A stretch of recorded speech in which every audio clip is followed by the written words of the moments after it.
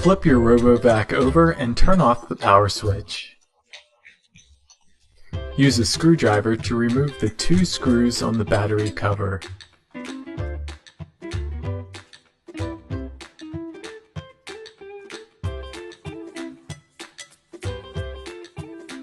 Remove the connection cable between the battery and the motherboard.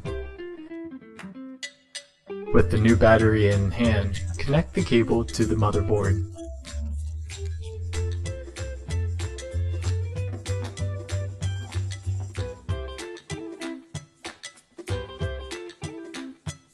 Replace the battery cover and the 2 screws.